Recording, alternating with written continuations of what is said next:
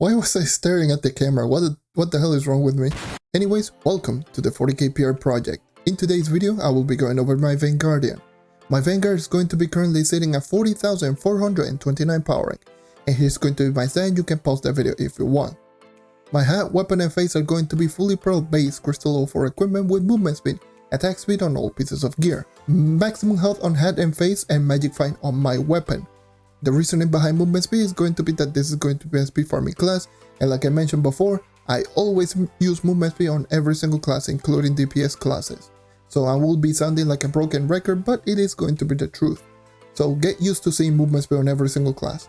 The reasoning behind attack speed is going to be, I'll say this every single time, if your class benefits from attack speed, always use attack speed. Right now, outside of Draco and Tomb Racer, obviously every single class benefits more from attack speed than using critical damage. And yes, this includes the Shadow Hunter if you're planning to use the ultimate ability for DPS. And for the third step, maximum health, hat and face for more survivability, and it should be pretty obvious, and magic find on the weapon because I'm already at 100% critical hit. Pretty obvious on why I honestly use all of these stats on every single equipment. I could be using physical damage on face, but I really don't need the extra damage. But yeah, might as well just use it if you want. But for me, I will just be using maximum health on hat and face. Moving on onto the ring, I will be using a crystal level 3 energy regeneration ring with no hidden effects equipped. The reason being I don't use any hidden effects on this character is going to be two reasons. Number one is because I haven't done any testing on the Vanguardian's hidden effects. So I want to save it for the hidden effects Vanguardian video that I'm planning to do in the future. So yes, that's going to be one of the two reasons why I have not used the hidden effects, and the other reason is because just looking at the description of the abilities and judging by some people have been saying, the hidden effects on the Vanguardian can be quite underwhelming. So yeah, it doesn't feel very appealing on me using a primal loop just for a chance of a potential ability that might not be even helpful. So yeah, for now I will not be using any hidden effects on the Vanguardian. Moving on to the energy regeneration. The reason I use energy regeneration is because Vanguardian struggles quite heavily on energy, like maintaining energy. It is a class that both I-Beam and Force Flash are, well, not Force Flash, but definitely I-Beam. I-Beam is a very spammable ability that you really need to just use energy regeneration if you want to use it constantly. It is a high consumption in terms of energy for an ability that is super spammable. So always try to use energy regen while you can on the Vanguardian. It does help out greatly. And next up, moving on into my ally, is going to be animated job because of movement speed. Yeah, I don't need to say anything else. The banner will be the permanent torch, and I broke in record time every single time. I will be swapping this with every single class just to give a better representation how the class performed in Uber 11 with a permanent torch. This one will be no exception, so I'll be using permanent torch. Free range electrolytic crystal is very easy, 300 light that you should always use it. Martial trailblazing as my emblem, martial because of damage, trailblazing because of movement speed, and this is going to be the standard speed farming emblems for most classes, and I feel this is going to be the one that will work best for the Vanguardian. But of course, if you want more burst, use Beamer Emblem. If you want to spam your abilities more often, then you can use Cell's Emblem. If you want more survivability, you can use Unyielding. Or if you want to use more Force Flash, then you can just end up using Chronomatic Emblem. But for me personally, I will be using Trailblazing and Martial Emblem, and I will always say this.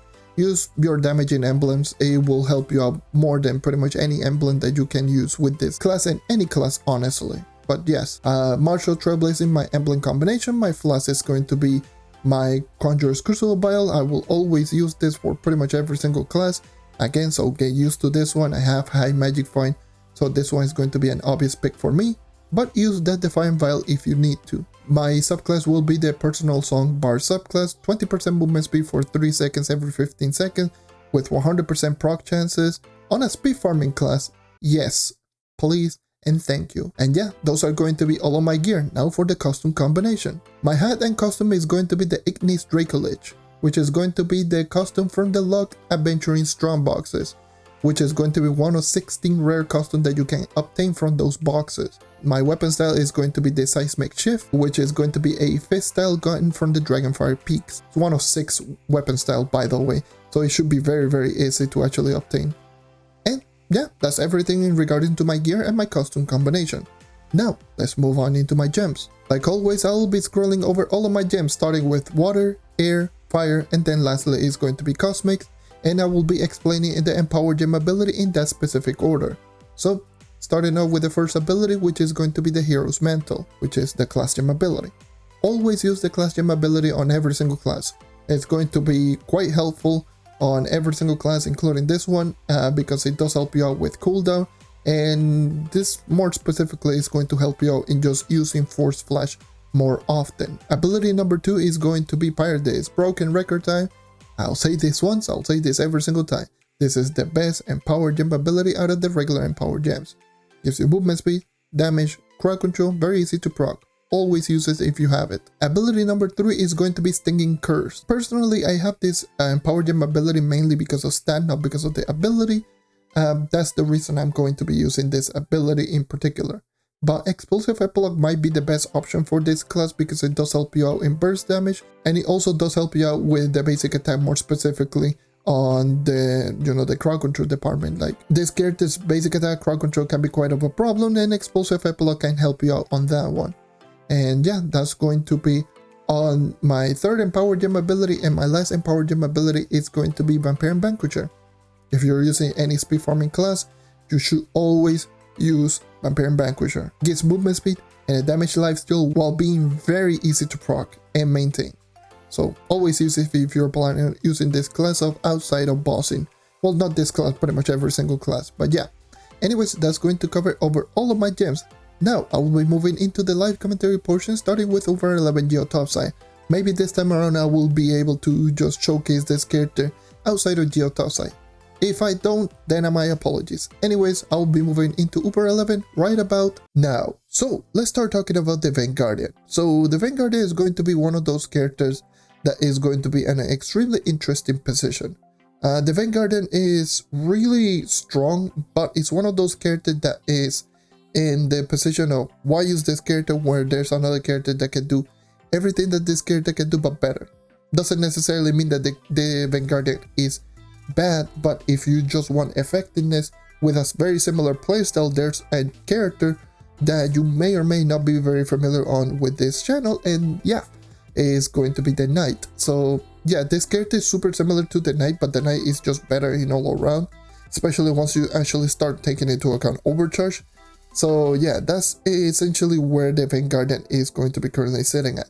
It's not that it is a bad character. Let me just preface this out there that this character is not bad. It's strong, it's a very strong character, but the problem is that if you just want effectiveness, just use the Knight over this one and you're going to have a very similar playstyle while being more effective. So yeah, that's essentially where the Vanguardian is currently sitting at. The only thing that the Vanguardian has advantage over the Knight is going to be the range, obviously because of the range mode is the only advantage that this character has. But outside of that, for the most part, you will be using this character on melee mode, and this character on melee mode is pretty much a weaker version of the Knight, which is a shame because this is one of the advanced classes and that is just very difficult to actually obtain. Well, not very difficult, but it's more on the more expensive side of things. But yeah, that's essentially going to be where the Vanguardian is at.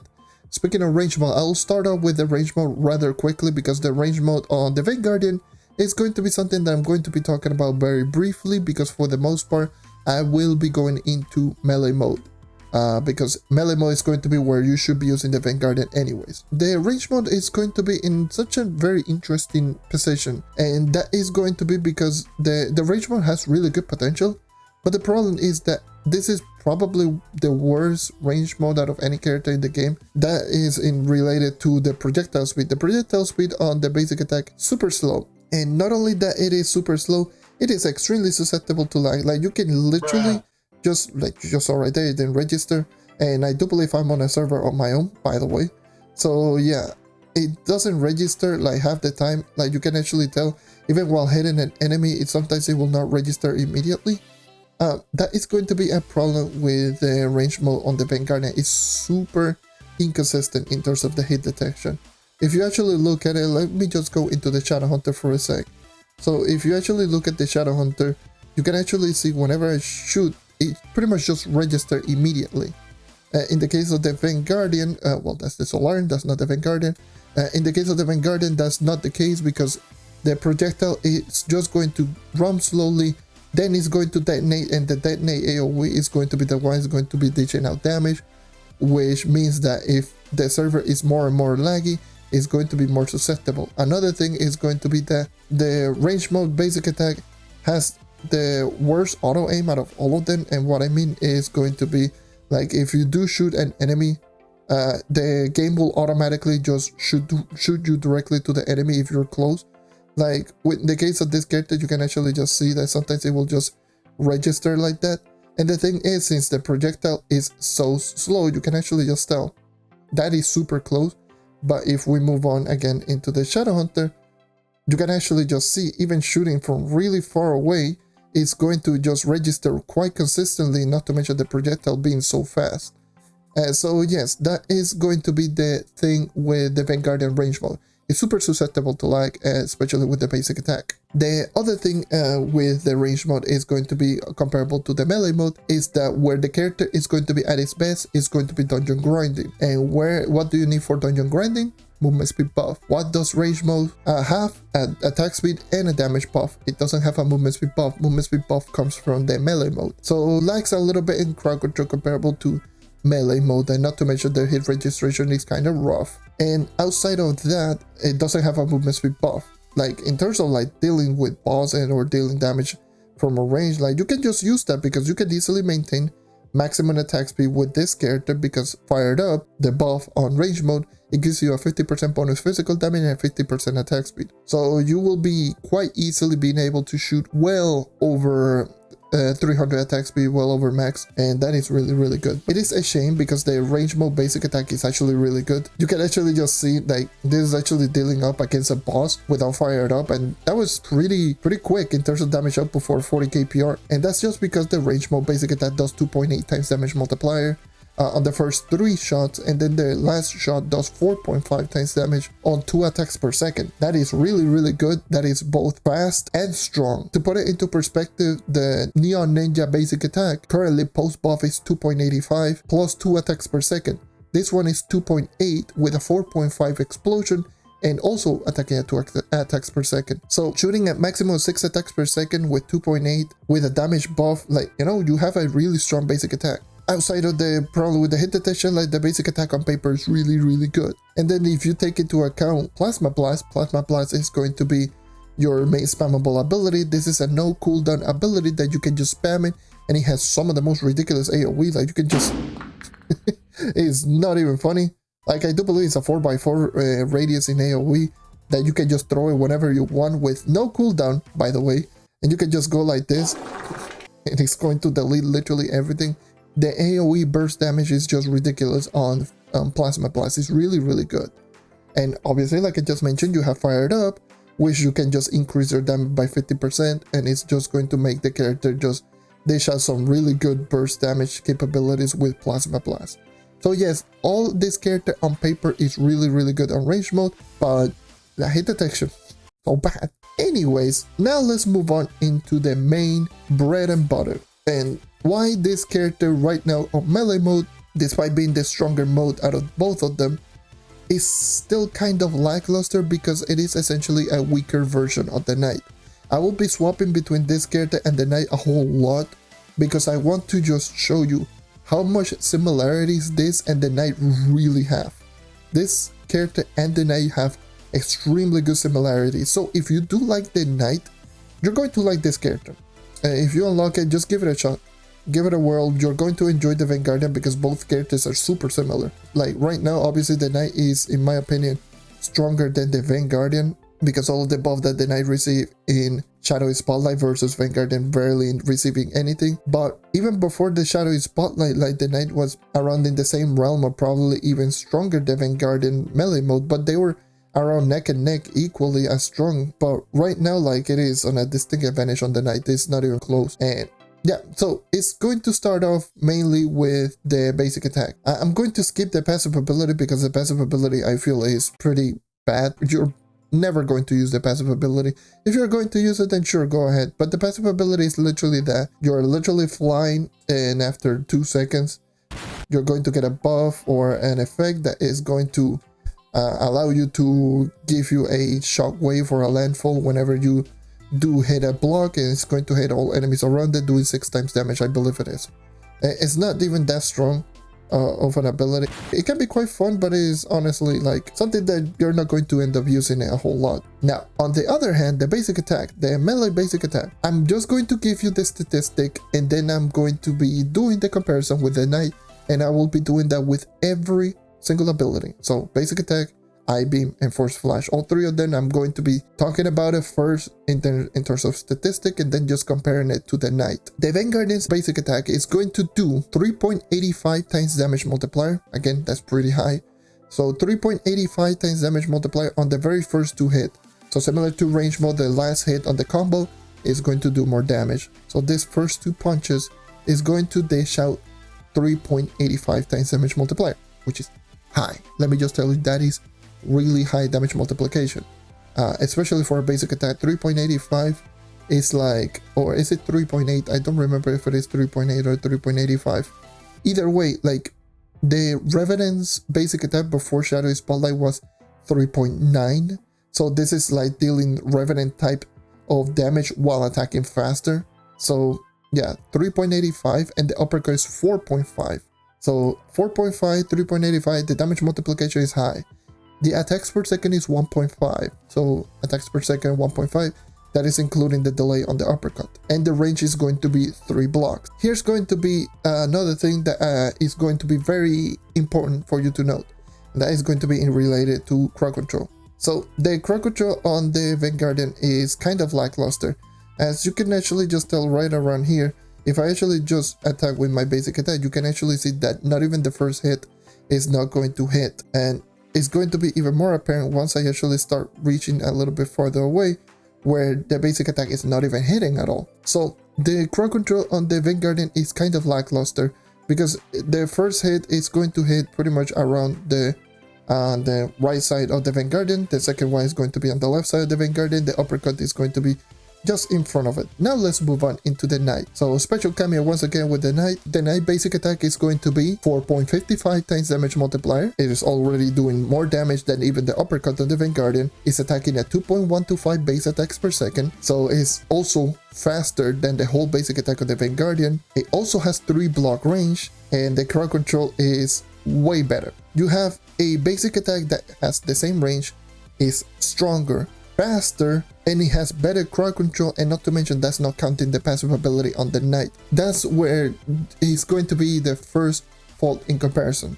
The reason being it was extremely comparable before, it was because the Vanguardian before the Shadowy Spotlight used to do more damage than the knight at 3 times damage on the first 2 hits, 4 times damage on the uppercut, and the knight used to do 2.5 times damage multiplier, but the knight was obviously faster, better crowd control with the same range, but the Vanguardian was just stronger in terms of damage output. So the two were very comparable, but now after the Shadowy Spotlight, the knight is now also stronger, faster, and has more crowd control with the same range. It's an issue with the Vanguardian basic. Again, I'm comparing it to probably arguably the best basic attack in the game.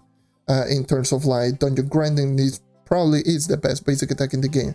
Like the knight basic attack is ridiculous. Yes, comparing it to that, obviously it's going to feel that much weaker. Yeah, that's number 1. That's comparison number 1. Now let's move on into I-beam. So I-beam is going to be your ability that you actually see right here. It's your first ability, and it is going to throw down a little eye laser that is going to dish out damage to all enemies in front of you, and which has a pretty good amount of crowd control, has no cooldown. One more thing that it says in the description, but not a lot of people are taking into notice, is that whenever you do hit with the I-beam, I do believe you do more damage. If I actually do hit an enemy right around here, you can see 5.9 mil.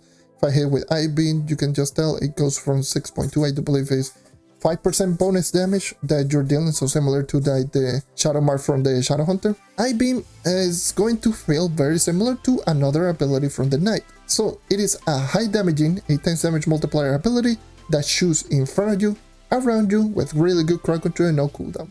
Very familiar? Yes, that's because it is pretty much exactly the same thing as the Knight's Spirit Squire.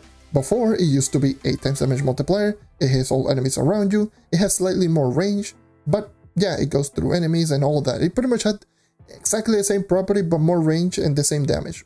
But the Vanguardian used to be, or still is, more spammable. It costs a lot more energy. I do believe it costs like 40 energy like I-beam.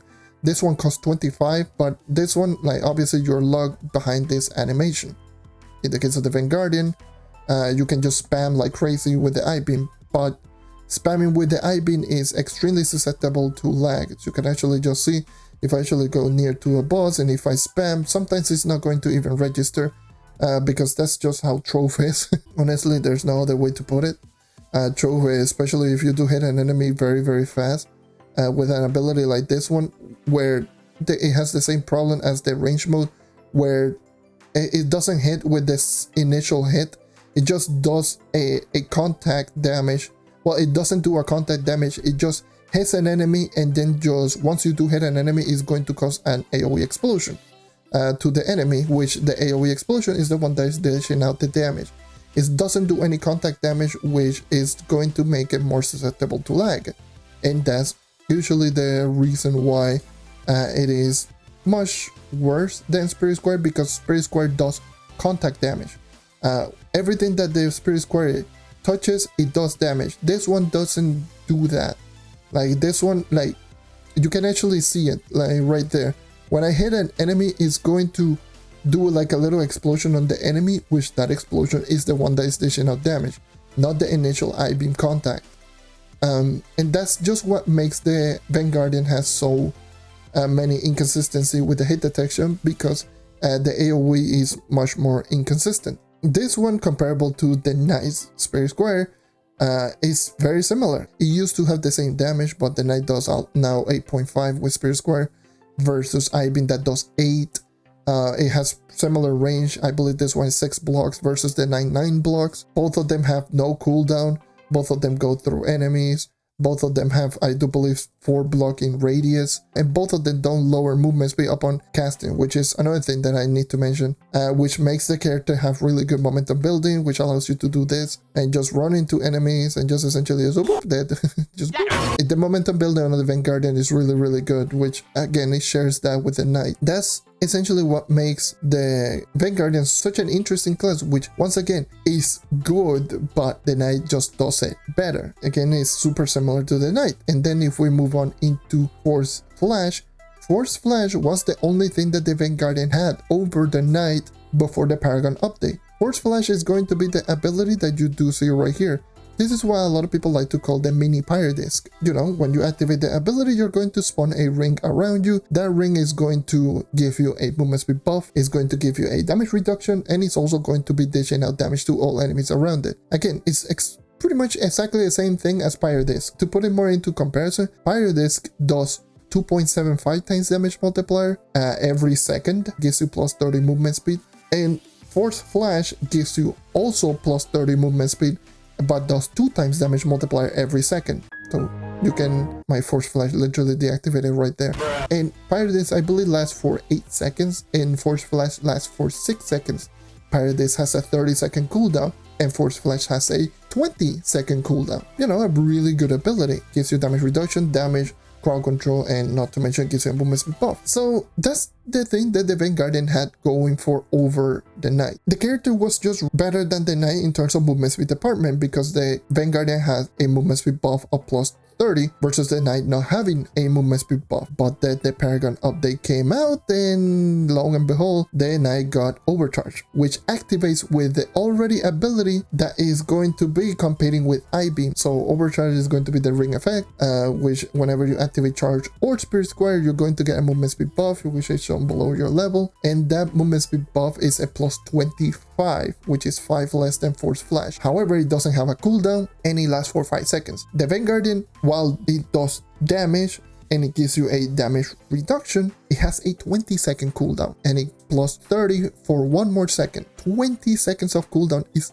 a lot. That is going to be one of the differences between this character and the Knight, and that's where the Knight actually took over the Vanguardian as the better character out of the two, is during the Paragon update. Now it's even more so in the case of like after Shadowy Spotlight, where now it has a stronger basic attack, which is one of the things that Vanguardian had over the Knight. Now it does more damage with the Spirit Squire over I-Beam, which is not that big of a deal because I-Beam is still faster in terms of activation. Spirit Square is just arguably better because of hit registration, and outside of the hit registration on I-Beam versus Spirit Square boils down once again into Force Flash, which Force Flash once again is a movement speed buff that was stronger, but then I got overcharged, which just made the character pretty much equally in terms of speed comparable to the Vanguardian. You can quickly see that both characters are just extremely similar in both aspects, which it just makes the Vanguardian just feel in this very interesting position of like, if I want effectiveness on a character that has the same or similar playstyle to the Vanguardian, why not use the Knight? Pretty much is equally as fast but being stronger in terms of everything else. That's where the Vanguardian pretty much sits right now. That's where a lot of people have been saying that this character needs a buff. That's pretty understandable because the character on its own, I will probably just have to agree, the character needs a buff. Not in the traditional sense that it needs a damage increase. It more so, I think it needs some other stuff to make it more unique. So one of the things that I feel that the Vanguardian has going for uniqueness is going to be in terms of having essentially two different types of buff, Force Flash and also having Fired Up. And having two modes on this character is just something that, you know, that makes the Vanguardian something very interesting. One of the things that I did say that this character needed is have both buff on both Fired Up and also the Force Flash, have them as toggle ability rather than having them as cooldown based ability. Make it so that the character has the ability indefinitely all the time without any resources. Just activate the ability whenever you want. That's going to make the character feel a little bit more unique because it's going to help out with the crowd control. It's going to help out with a little bit of extra damage. It's going to make the character more unique. Having like a toggle buff ability, where the only character that has a toggle ability is the Revenant, but it's a toggle damaging ability. There's no character with a toggle buff ability where you can just toggle on and off. Maybe there could be one, I don't know, don't remember, but I don't think there is. I think the only toggle ability has to be the Revenant Spirit Spears, which is a damaging ability. Yeah, that's essentially like the thing that I would think it would make the character unique. Having a toggle Force Flash, it means that the character can run around with plus 30 movement speed all the time indefinitely with a ring that does damage to all enemies around you and gives you damage reduction. Pretty much giving you that bruiser playstyle of you going next to the enemy and just punching the enemy really crazy, because right now it makes no sense that the character takes the same amount of damage. You have to get really close to the enemy and it doesn't gain any benefit from essentially being close range. Force Flash being also, I do believe Force Flash is 2 or 3 blocks in distance. It pretty much just makes the character just a 2-3 blocks distance machine or monster that just dishes out really good close range damage. I think it would be great, and that's going to be one of the buffs that I feel that this character needs. The other buff that the character, I feel that it needs a energy reduction on I-Beam from, I don't remember if it is 40 or 50 energy on I-Beam. I feel it's 40. Either way, it doesn't matter. That should be 30. I feel 30 would be a good option, similar to like a Glitter Bomb from Fate Trickster, where you can actually just spam it a little bit better. So yeah, that's essentially going to be most of the things that makes the Vanguardian interesting. As far as how the character performs in U11, it's going to feel in the same realm as the Knight. Towards the beginning, in something like Topside, you're going to definitely just start one-shotting enemies with I-Beam quite easily. So this is going to be one of those characters that in Topside is going to be like, the difference is way more than just doing regular U11. So in Topside, this character is going to be really strong really quickly because of the momentum building that this character has, and allowing you to just one-shot enemies is really good. That's one thing that I will probably say that the Vanguardian is really good. In Topside, the character just becomes really powerful really quickly because you can one-shot enemies with I-Beam, and I do believe once you do reach max out, I do believe you can also one-shot without Martial Emblem, which is even better because obviously you don't have to just keep pressing Martial Emblem in order for you to actually just get the momentum building on the character. But if we move on into let me just move into the Fire World so you can actually just see the difference. See, I didn't forget about the Fire World or the other elemental worlds. It's not Topside 100% of the time.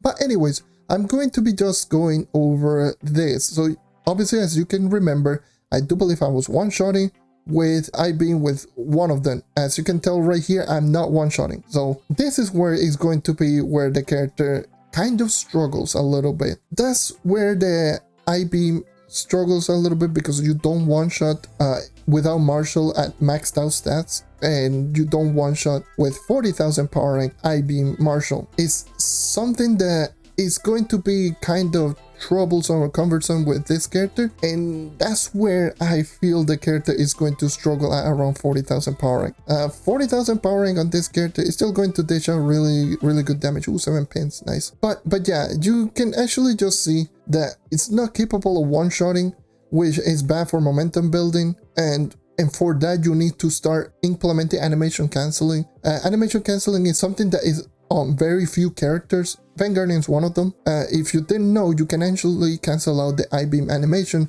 with a basic attack, which if you're just struggling, like if you don't one-shot, you can actually just go ahead and just use this. So as you can tell, I actually did use an 𝗖𝗃𝗀𝗀 basic attack. Both of them are going to hit immediately. So you can just do that for your one-shotting capability. So that is the only thing that I will probably just say. If you want to use this character for dungeon grinding, or if you just want to one-shot, try to add into your arsenal just the animation canceling with the basic attack with 𝗖𝗃𝗀𝗀𝗀 if you're not one-shotting, which is going to be very apparent because again, 𝗖𝗃𝗀𝗀𝗀 doesn't one-shot even at maxed out stats against regular enemies without martial emblem. So you do need to start incorporating that into your game. And not only that, this also allows you to help you out in burst damage capabilities. So anyways, I'm going to complete this dungeon and probably the 3-star and just call it a day. I know this is another rambly video, but like I just mentioned in the Solarian video, this is a rambly series. This is just me talking about the characters on and on and on. And if you made it until this point, either you or someone that are a crazy person that just ended up on just watching up until this point, or someone that is just watching the preview. If you're watching the preview, say hi in the chat or something like that. Yeah, I will probably just say, give this character a shot. If you like the knight playstyle, this one is going to be right up your alley. Both of them are going to have a lot of similarities, which I just showed you throughout the whole video, and both of the characters are just strong. This character is definitely a strong character. It's not weak, but it definitely needs some quality of life stuff that makes this character good, like a toggle force flash, a toggle fired up, like better AoE or hit detection on 𝗖𝗃𝗀𝗀𝗀, less energy cost on 𝗖𝗃𝗀𝗀𝗀, and yeah, I feel that's going to be everything. Once again, like I just mentioned, I have every single character at over 40,000 power rank. I might be choosing all of the characters whenever I just feel which character is more interesting. The character that I find currently right now the most interesting might be the Bard, but also the 𝗘𝗃𝗃𝗀𝗀𝗀𝗀 has been something that I want to go and I want to use. So 𝗘𝗃𝗃𝗀𝗀𝗀𝗀, Bard, those two characters might be either of those two characters at the next episode. So stay tuned for that one. Once again, I'm just going to say, always this video takes a long while to actually make one of them, not only because this recording is 41 minutes, Jesus. This video takes a lot of editing, and this video takes a lot of time to actually just process, not to mention the artwork behind all the thumbnails and all of that. You know, all of those things just do take time. So my apologies of not being able to just post essentially every other day, or even less like every day. Hell no, I'm not going to be doing this every single day. It takes way too much work to actually just make one of these episodes. So at the very least, I hope you at least enjoy the one episode per week, and if I can actually just muster more episodes, I will try to do so. But at the very least right now, one episode per week, and I try to be as consistent as possible, is probably the best, not the best way to go, but is currently the way to go. I'm trying to upload them every single time on the weekends, so yeah, you can actually just watch them on the weekend. Yeah, that's going to be everything in related to, you know, the work behind all of this video. So yeah, always keep in mind that I want to just get them out as fast as possible, but at the same time, I want to make this series as best as possible. Anyways, I'm rambling all too much. Thank you for watching. Thank you for sticking around as always. Make sure to leave a like, subscribe for more content like this, and I hope to see you guys next time. Take care and keep on hunting, and this has been the 40k PR video on the Vanguardian. See ya.